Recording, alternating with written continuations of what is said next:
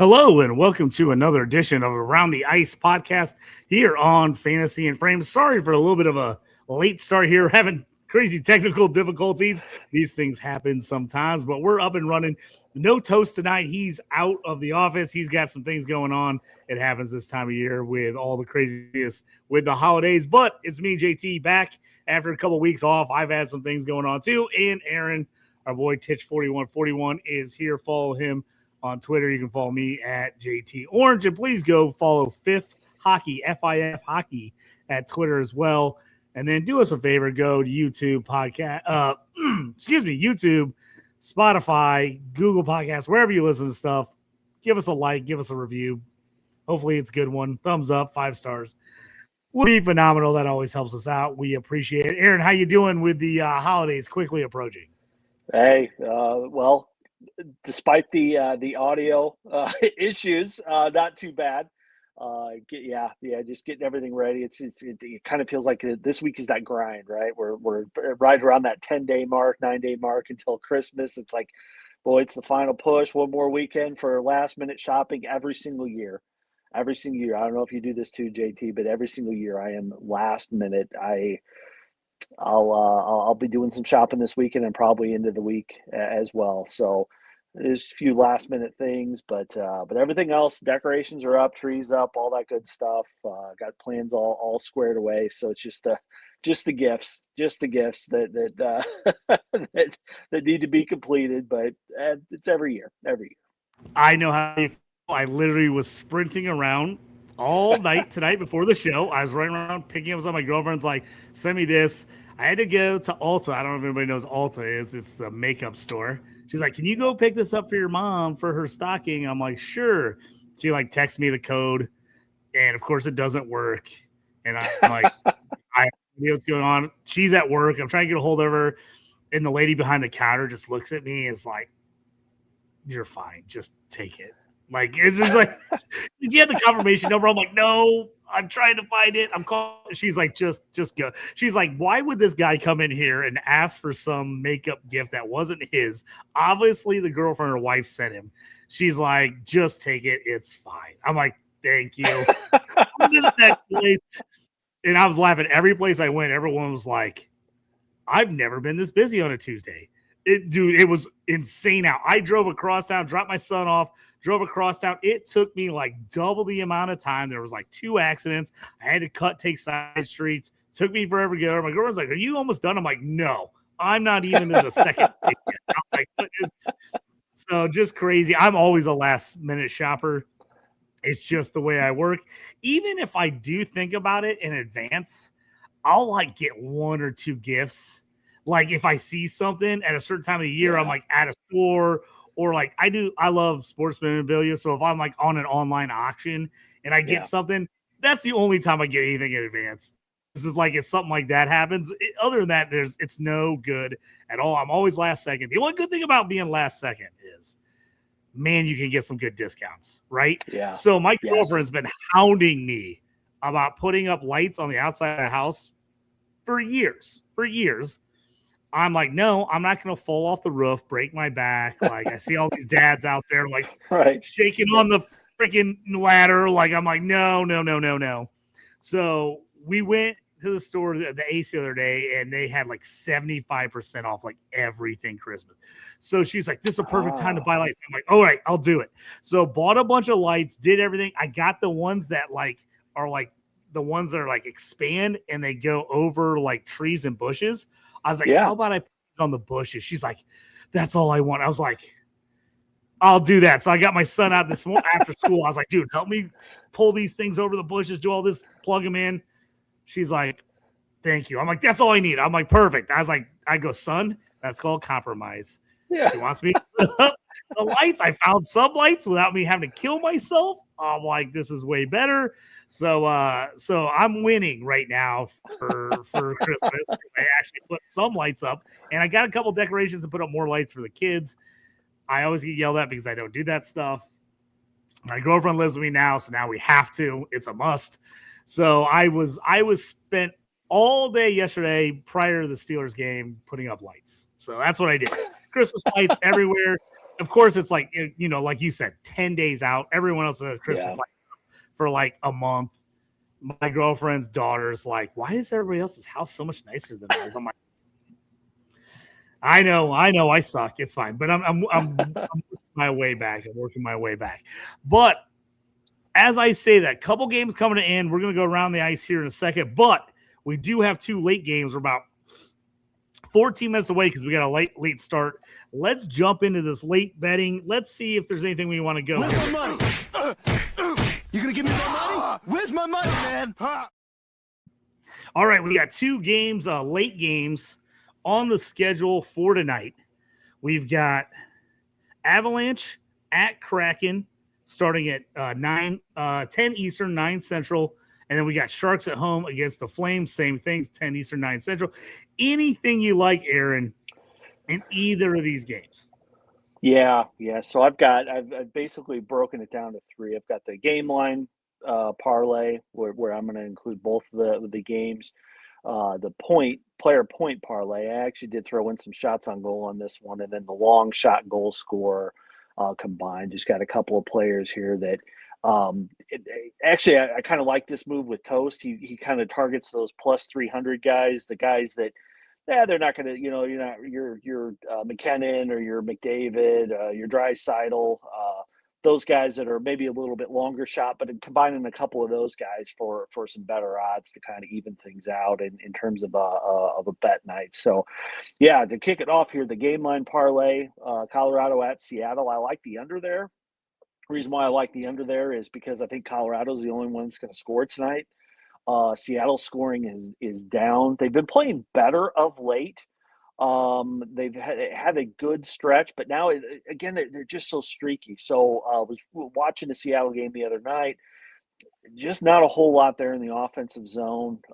Tipped the puck in at the very end of the game, but they were well out of it. I can't recall off the top of my head who they played, but just knowing that and watching the offensive struggles that have been tuning into a couple of the Kraken games just because that's all that was on at the time, basing the judgment off of that. So I don't think that Colorado's going to lay 6 on them. Certainly they're capable of that. So I feel pretty good about that under. I think it'll probably be a 2-0, 3-0 game, something along those lines. Maybe 3-1. Maybe Seattle, gets one in on a power play or something like that. But I'm taking the under there. With Calgary and San Jose, opposite of everything I just said, I'm going the over 5.5 on that. Combine the under with the over. And by the way, it's kind of lame betting unders. I hate betting unders. Just, you're sitting there watching a hockey game, hoping nobody scores, hoping for a defensive struggle. No way to live. But in this case, I've hit a dry spell. I got to get a win. So under on the Colorado, Seattle, over on Calgary, San Jose. I think those two, defensively, there's not a whole lot there for Calgary. Same can be said of San Jose. Askarov's playing very well. Wolf is okay, but he's just getting shelled. So I think they'll hit the over on that for the late games. The player point. Real quick before you jump into player points, just in case people are wondering, Colorado Seattle game, the under is actually under 5.5. It was at 6, moved to 5.5.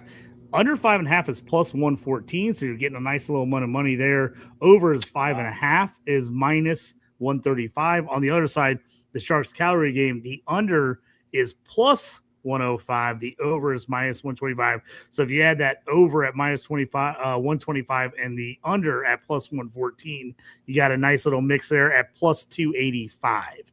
So a nice little that's if you just want to put those two lines together, you're at plus 285 right now.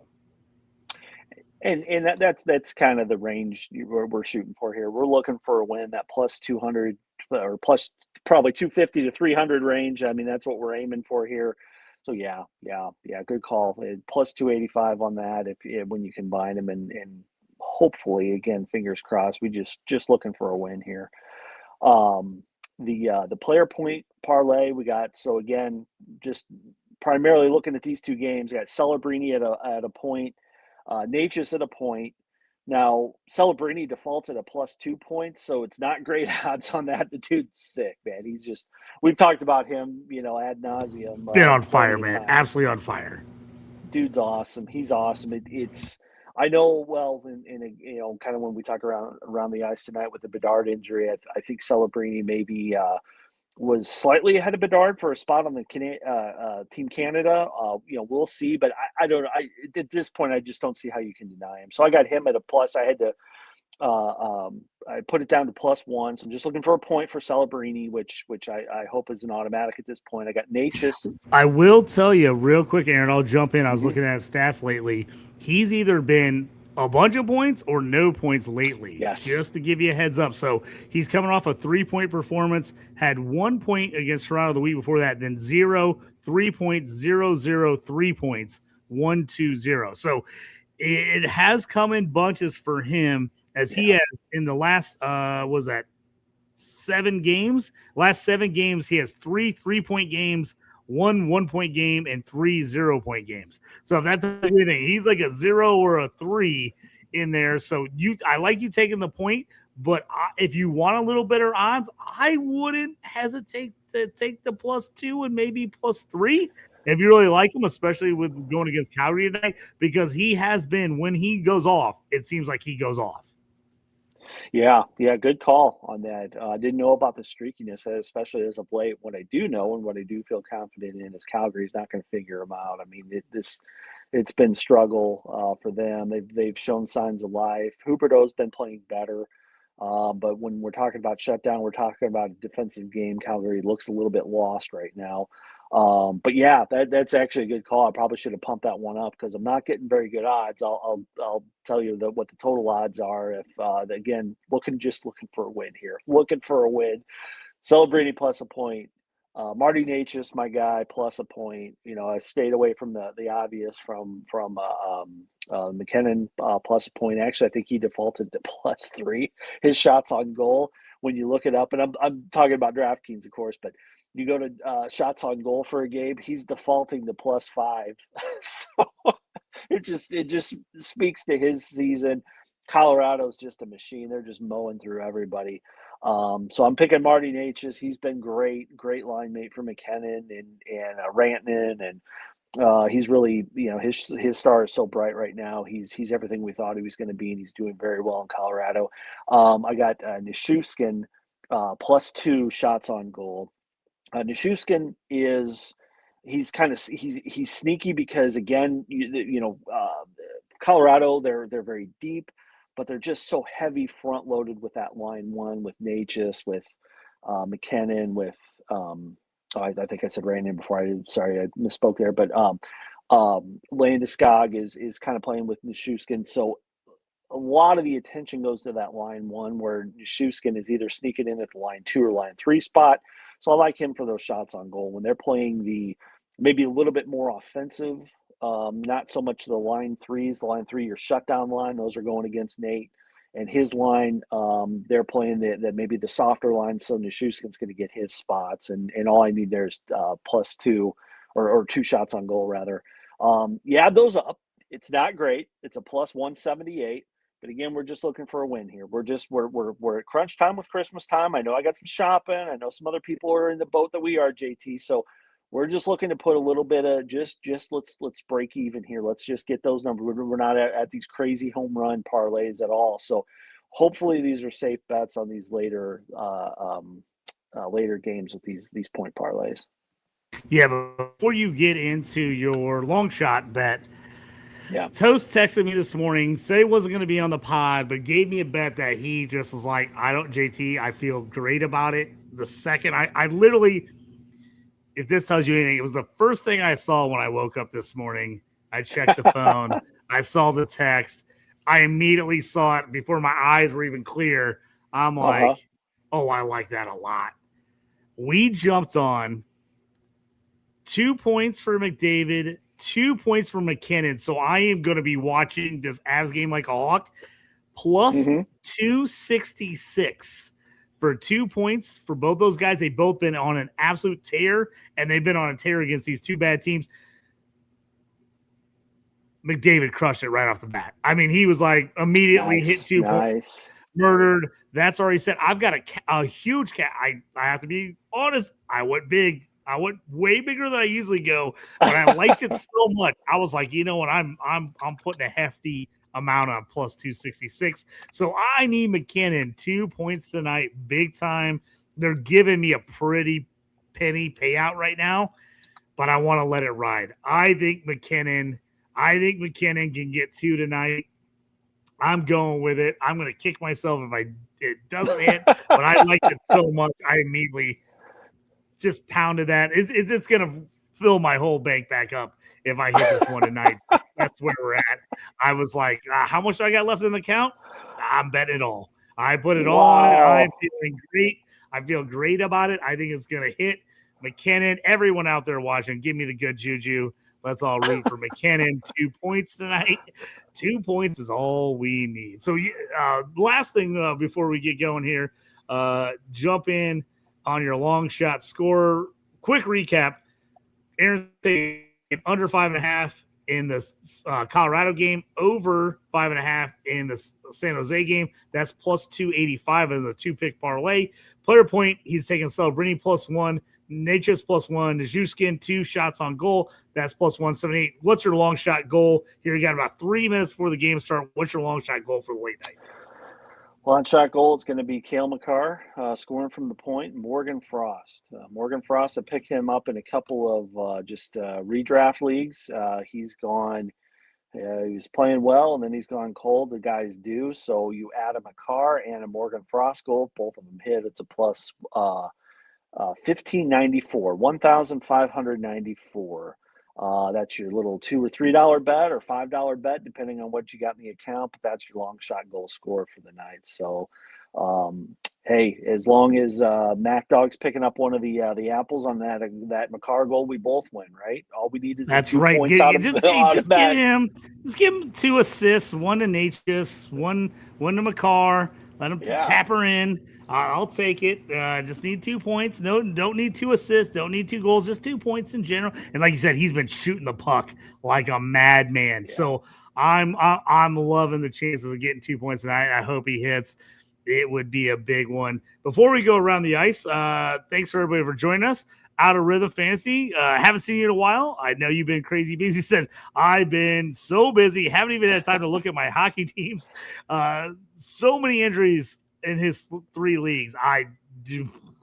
Oh man, we've got a couple buddies who are like, I wanted to trade you, but everyone I wanted to trade you is now hurt. And Gail, who's been helping out Phil on the show, he was like, JT, we watched some hockey last week together. He's like, man, I'm just getting murdered by injuries. I said, yeah, it's hockey, baby. You just gotta play through the lulls. You're gonna lose some weeks. You're gonna have some guys get hurt. You're gonna have some guys not play well. It's a long season in hockey.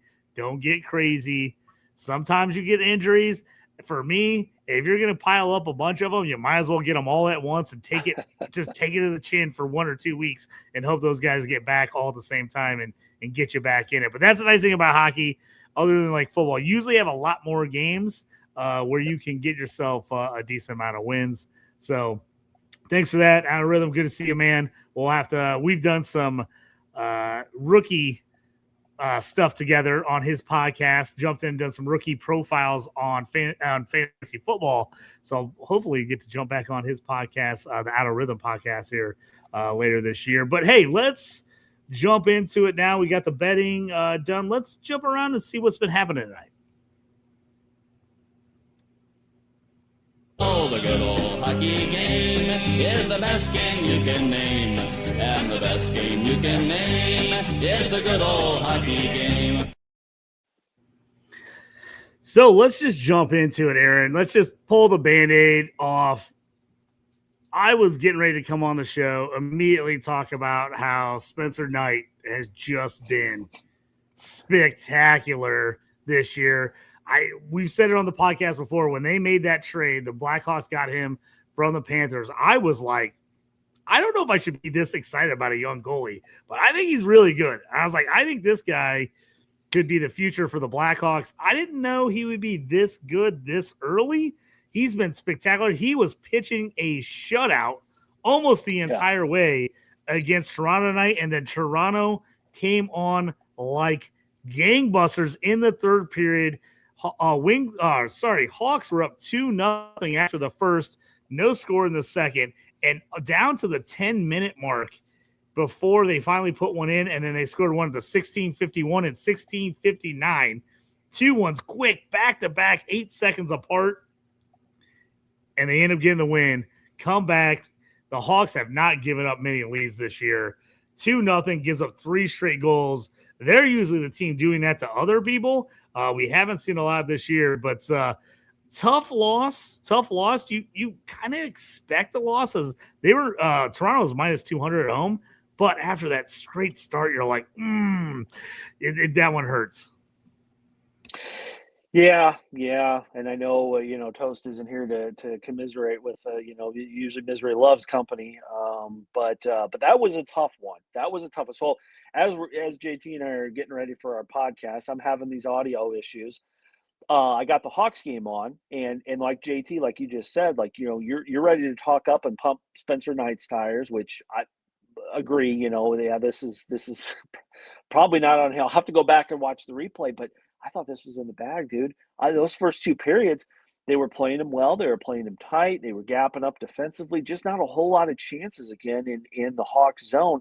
And when they were, Spencer Knight was shutting them down. I don't know what happened. I don't know what Chief said in between periods or that second intermission, but he got that room on fire. They came out and they tore it up. Yeah, goal 8, the winning goal 8 seconds after the tying goal. I mean, that's a tough loss, and not great news for the Hawks coming off of what was pretty rotten news.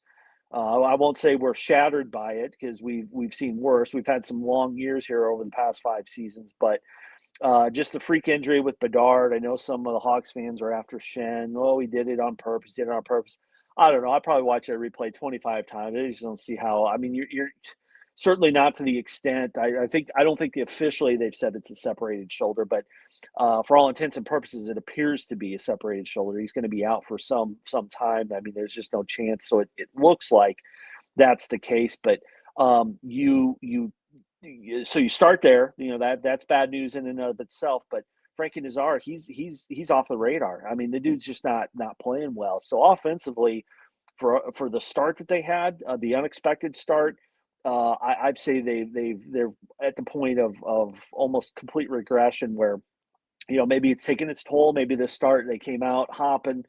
Some of the youth is the adrenaline rather of the youth of the younger guys is kind of catching up, and sometimes the slower part of the season. So it's kind of encapsulated by this loss. Again, I might have to go back and watch. I don't know. Maybe I should skip it. Maybe give myself a break here. I don't want to see this collapse. But yeah, I'd say we would expect more of this, especially while Bedard's out, and we will slowly die a slow death out of the playoff races is what I anticipate. Maybe this is what kicks that off. But just trying to be realistic here, because we've had a good season up to this point. Yeah, that game actually knocks the Blackhawks under 500 for the year, which if you would have told me they would have been around 500 at this point before the season started, I think it'd be ecstatic. I mean, they play great. But this team, honestly, I wanted no part of this game, because without Bedard, I'm like, this team is just not the same team without Bedard. Right. And then when they were up 2-0 the whole game, I was like, man, maybe I've underestimated the rest of the team. They ended up blowing it. Hopefully not a lot of those, but yeah, they need Bedard back. He's been phenomenal. On the other side of that, the Detroit Red Wings, a nice late win for them. They were down 1-0 for basically 2 full periods, and then they came out in the third period and really put it on as they outscored the Islanders 3-1 down the stretch, and got a Alex DeBrincat power play goal to go up 2-1. They ended up giving up a goal to make it 2-2, and then DeBrincat came back on the power play with another goal assisted by Sider and Raymond. I'll tell you what, if anything's working for the Wings, it's the power play. Their power play has been really, really good this year. They get a win at home against the Islanders, 3-2 win. They go up 19. They go to 19, 12, and 3 on the year. Ties them up with the Islanders, who are also now 19, 12, and 3. Yeah, well done by your Wings. I mean, DeBrincat a sneaky 20 goals, like you said, pumps in a couple tonight. Lucas Raymond really strong, powerful shot, really shoot first type of players. Really changed up his game. 3 assists tonight. This guy assisted on all 3 wings goals. So, as dismal as the Hawks, it's the reverse of that for the Wings. Again, we've talked about it before. We've joked about it before. We're no longer in the same division. It takes the spice out of that rivalry, that all-time great rivalry. It's nothing better than a Chicago Detroit game back in the old Chicago Stadium. But that aside, it's yeah, and we've said it a million times. The playoffs are better with the Wings in it. The NHL is better when the Wings are good and playing well. They have such a great base. I love Steve Yzerman, love what he's built. It's nice to see this, even again with my hatred finally diluted because you're in the East. It's fun to see, and I like this young team. I love Seider. Seider, like you said, he assisted on the game winner. That dude is he's mean, he's nasty, he's huge. He's a great player. He's fun to watch. Yeah, DeBrincat had that. This is, for all the fantasy people out there, this is why you don't get too excited too early or too low too early. DeBrincat got off to a horrible start this year. I mean, horrible. Yeah. He was like in the biggest pointless streak forever, and all of a sudden he is on fire.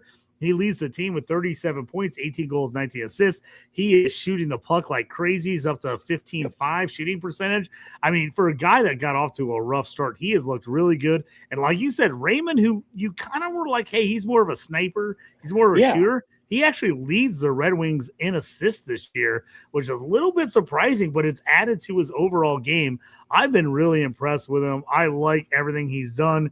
And he's also on top of leading the team in assists. He's third in goals behind DeBrincat and Larkin. So that top 3 has been really good. And then Kaner's gotten better of late. If they can keep it going, the young defense, I think they're going to keep improving. Like you said, Seider, he's kind of the man holding things together out there. Evanson's been good. And then Sandin Pellikka he's got the triple name, ASP, as they like to call him in Detroit, because his name is really hard to freaking say. ASP, he's actually been pretty good, real solid of late, as he put home a goal tonight. So he had one as well. I think it was his 4th of the year, if I'm correct on that one.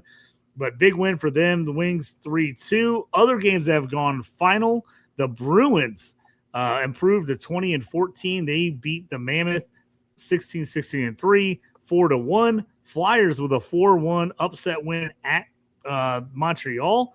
Rangers lose at home to the Canucks 3-0. Blue Jackets 4-3 over the Ducks, who have been phenomenal so far this year. They lose in overtime 4-3. Games currently still going as the late games are just getting underway here. Edmonton currently up 6-3. That one's almost final. Over Pittsburgh, and then Minnesota 2-0 over Washington with about 15 minutes left in that one. And then again, just getting underway, the 2 late games that we talked about a little earlier: San Jose at home versus Calgary, and Seattle at home against Colorado. So that'll be it for now. Let's talk about the big trade. We don't usually see this in the NHL. We don't usually see it at this point in the season. This timing is usually pretty weird. You usually see these like near the end of the year or in the off season. Somebody's demanding a lot of money. You got to make some moves. Teams are trying to rebuild. You don't necessarily see it, a quarter, a third of the way through the season. But we saw it. Quinn Hughes officially traded from the Vancouver Canucks. He heads to the Minnesota Wild. Pretty crazy deal. Aaron, let's break this thing down. Yeah, it's been the talk of the town, obviously, for every single podcast, NHL podcast. I mean, heck, even, the major sport, the hockey doesn't always get the coverage some of the other sports do, but this got attention, national media attention. It was just, it was a big deal, like you said, JT. I mean, you just don't see this.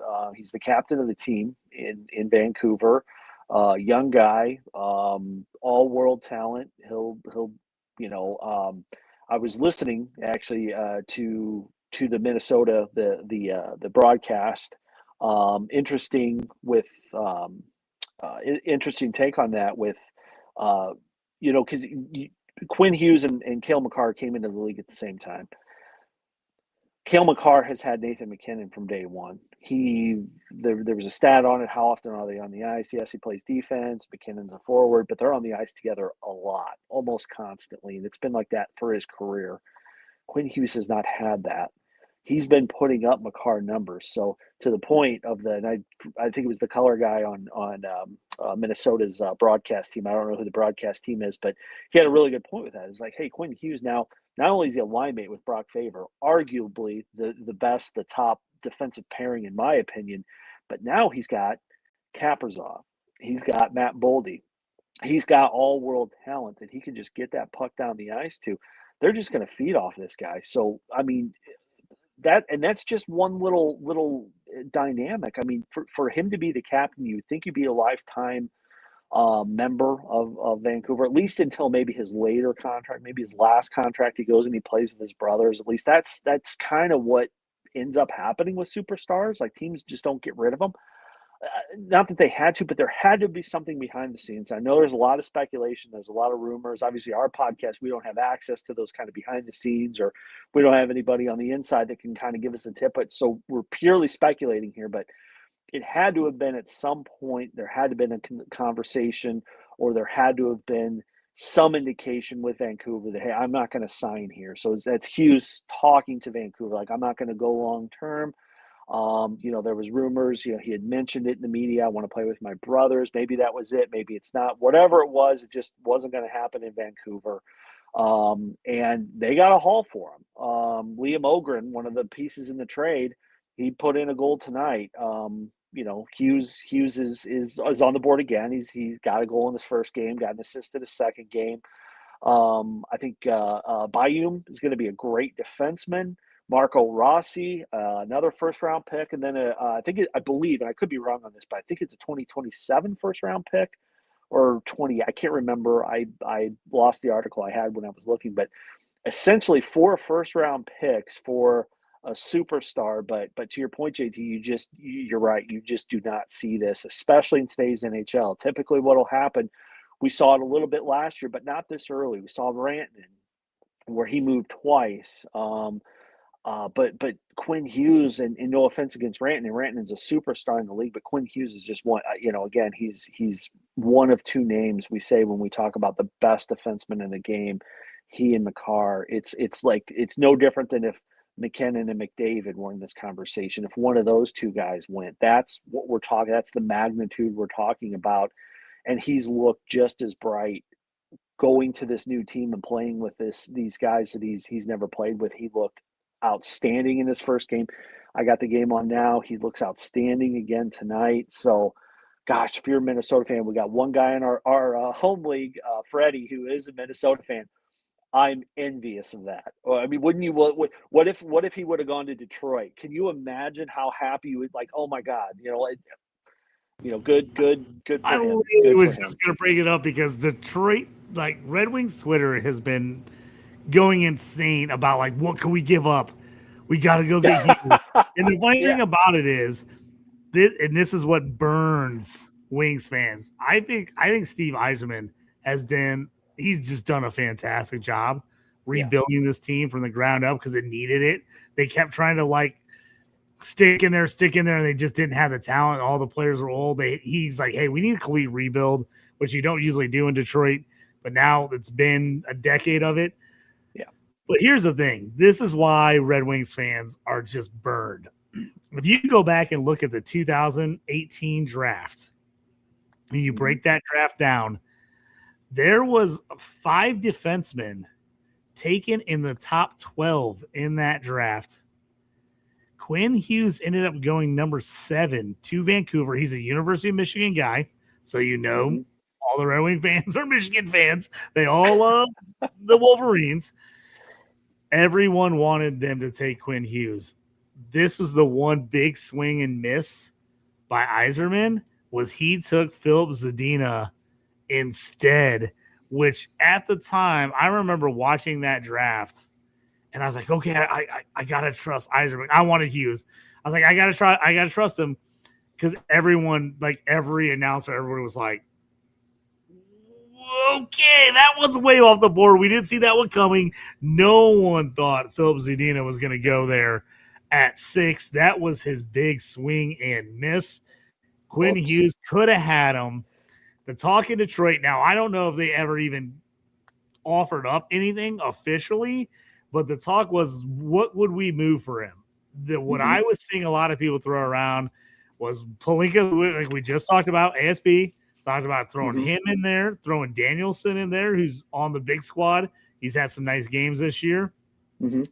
There, we're talking about those two, at least one first-round pick, and then maybe another one of their top minor league players or one of the other young guys. So people were talking about another good haul of, 3, 4, 5 players. And the question was, do we want to all do that for Hughes? Most people were like, do you know how good Quinn Hughes is? Like, yes, we're going to. Those guys have potential, but Quinn Hughes is like good now, like really good, like if not great. So a lot of people were on board to make that trade. I don't know if that was even a possibility, to be honest with you, but that was kind of the talk on Detroit Twitter. But it just, when you look back at it, it's just like, man, those are those ones you're like, swing and miss. You could have had him in 2008. You let him slip by you. And just for anyone who kind of wondering about a 2018 draft class, I'll just break it down to you real quick. That was a draft class where Buffalo had the number 1 pick. They took Rasmus Dahlin. Obviously, fantastic pick. Got to take him there. Nothing about that one. Carolina took Andrei Shevchkov. He went number 2. Montreal took Jesper Kotkaniemi. I can always bet. This is where we need Toast. He can fix me on these ones. Number 4, Ottawa, Brady Tkachuk, one of his favorites. So Tkachuk there, obviously a great pick at 4. 5, Arizona took Barrett Hayton. 6, the Wings took Philip Zadina. 7 went Hughes. Adam Boquist went to Chicago. There is the 3rd defenseman at 8. The Rangers took Kraskov at 9. 10 went Evan Bouchard to Edmonton. We know how good he is. Islanders went back-to-back Oliver Wahlstrom and Noah Dobson, who was the other 5th defenseman in the top 12 in that draft class. So you can see there was some pretty good D-men at the top there. Some nice guys that went late first round in that draft as well. But that's one I think Wings fans are going to talk about forever. They had a shot at Quinn Hughes and did not take him at 6. Yeah, whoops. It's fun to do that. I do enjoy that exercise, looking back at drafts and hindsight. We're all, we all know now. It's like a Sam Bowie, Michael Jordan. It's just like, oh God, what? I had lost track that the Wings had a shot at him. I obviously, the one I know the best, Adam Boquist, that was a Stan Bowman pick, and maybe what has he played? 20 games, less than that in the NHL. That's one. If you're the if you're the Blackhawks looking back, you're like, man, I would really love to have Evan Bouchard or Noah Dobson. Oh my God! Right now, out of that pick, that's for sure. Yeah, big misses by our team so in that draft, and these things happen in hockey, especially when you're drafting really young players. A lot of the time, you just never quite know who's going to develop, who is not. Last little bit of news before we get into some fantasy stuff. Sabres new GM hire again, something right in the middle of the season. What do you think about what they're doing there? Yeah, I'm going to try the name. Here we go. Where's Toast when we need him? But Jarmo Kejalainen. I could be maybe a dude. That was better than anything I could have done. You that's, and I don't have the pronunciation. So my apologies if we butchered the name there. But he was actually the first. I looked up a couple of highlights, little bullet points on him. The first European GM of the league ever when he took over for Columbus. From 14, he was in Columbus actually 10 years, and again Columbus. I know I think they might have gotten beat tonight or maybe they got the win. It was a close game. Yeah, It they got was the a win in goal. OT. They won the OT. Oh, they did. Oh, yeah, that's right. They beat the Ducks. You're right. You're right. You had already said that. But point here is with Buffalo's new GM. The Blue Jackets have really they were one of those kind of 6-7 year stretch of just kind of been lost. Wouldn't quite commit to a full rebuild, and they were just plain bad. I'd say the 10 years he was there were a productive 10 years. They have a good team. It feels like they're on one of those, a talent or two away from the cusp of the playoffs, and they could be a long-standing playoff team because they're young. They're a very young team, and Werenski is a tremendous leader on that team. So I like what he's done. So if that's his track record, it can't get worse in Buffalo. I just don't see any way this guy can make it worse than what Buffalo's been through. Buffalo, I would say the same thing of them. I mean, great fan base. They show up for the games. You talk about a tortured, and we've made light of it with the Bills, with the Sabres. There's a group of people that just deserve something more than what they're getting, and it's just been, the league has teed off on this team, just using them as a farm system. Whether it's Ryan O'Reilly, it's Jack Eichel, it's Reinhardt. It's these Stanley Cup champions or contenders that have been in Buffalo or had a short stay in Buffalo that all get traded at the deadline. So the first thing he says in his press conference is, "We're not going to do that. I'm not going to mortgage the future," because they have some talent in the pipeline now, and some of these younger guys are playing well. And Buffalo's season is not that bad. It's better. I think they're towards the bottom, but they're still only a few points out. I don't think they're going to make the playoffs. And I like what he said. He's like, "I'm not mortgaging this year just to make the playoffs, just to take a run at it. We want to build something." So hopefully it's it's like I said, it's got to get better. It's got to get better. It cannot get worse. It can only stay the same. You cannot get worse than being the laughing stock of the NHL for the last 15 years. So good, good luck, because they are a fun team to watch. I love Tage Thompson. I know you're a big Dahlin fan. Well deserved there. Those guys deserve more than what they've been getting the last few years. Totally agree with you. Let's take a little look at the Around the Ice Listener League. It's Weekend Update with Colin Jost and Michael Che.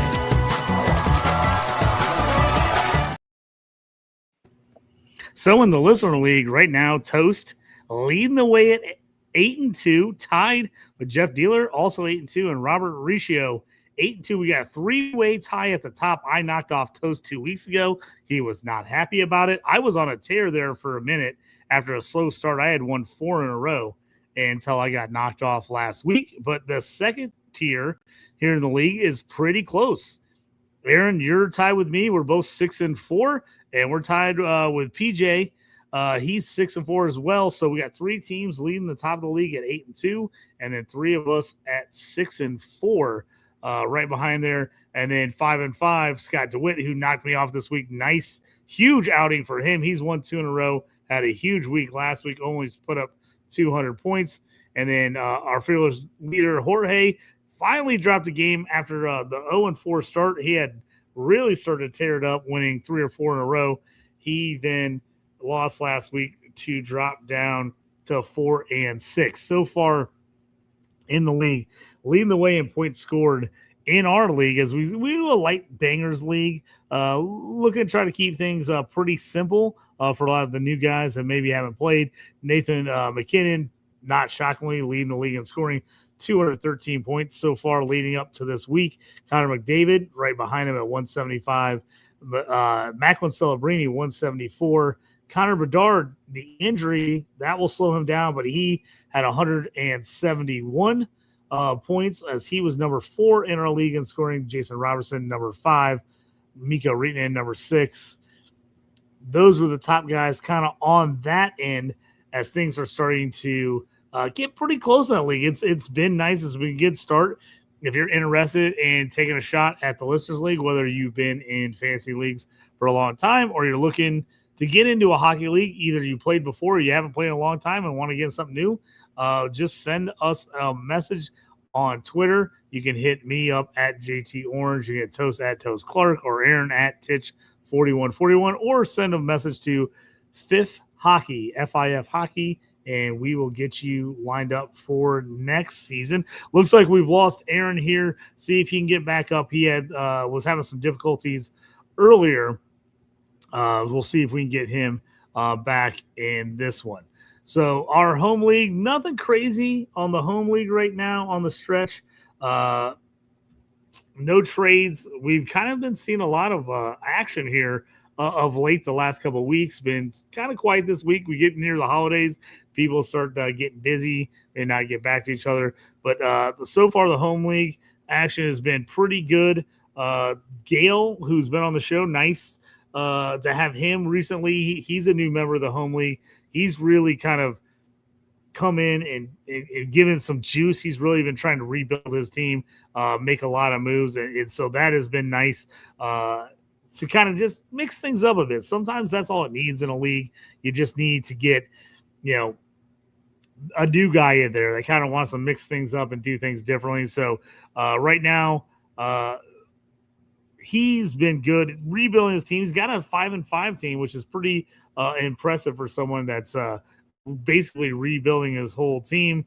Currently tied for second is Aaron, is 7-3, second in the league. Toast right now at 6-4 is in fourth. I've lost a couple in a row here, struggling a bit. 4-6 right now for me. I'm seventh, looking to turn it around. After a slow start, kind of like I said, I've got a lot of the same players in a lot of leagues, so I go in some hot streaks and then slow streaks after that. So, but that's about it. Nothing crazy to report on the home league side of things. Let's look at possibly some pickups, some things you want to do for fantasy. But hey, as they say in hockey, let's do that hockey.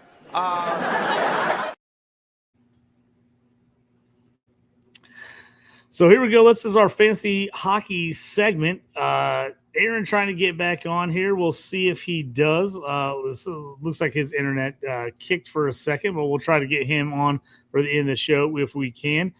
Going in here, this is a kind of a crazy week schedule with the way things are kind of lined up. Some of you, if you play max games played, this is one of those weeks where you usually have a couple extra max games played because there's a few extra games on the schedule with the holidays. So make sure you're aware of that. One of the top guys to go out there and get right now, Ben Kendall from Pittsburgh, 8 goals and is now on power play 2 with Letang. He's been seeing more ice time of late. He is a nice pickup there for Pittsburgh if you can go get him. Jacob Fowler, 1-0-1 in his last 2 games. Montebeau, if you've got him, which I do in quite a few leagues, he is injured. So Fowler might be the guy you have to go get to pick up and replace him over this stretch. That is going to do it for us tonight. For Aaron, I'm JT. We appreciate everyone who joined us. We are here every Tuesday night, 9:30 Eastern, 8:30 Central Time for Fantasy in Frames Around the Ice, a hockey podcast. Make sure you check in with us. Check us on Twitter, other places to make sure with the holidays coming up, some of these shows might get shifted. So just in case you're wondering, we might have some days we have to move some stuff around with the holidays in the middle of the week this week. But we appreciate everybody who joined us. Remember, go like, subscribe, give us a review. That always helps us out. Always check out, if you're into fantasy football, everything here on Fantasy and Frames. We've got a ton of football content running all week long. So go follow the YouTube channel, follow us on X, and I'll let you know when we have shows going, help you in this late playoff run. Hopefully you're in the playoffs in football. If not, time to concentrate on hockey. So move on there. Thanks to everybody for joining us tonight. We appreciate it. Check you next time here on Around the Ice on Fantasy and Frames.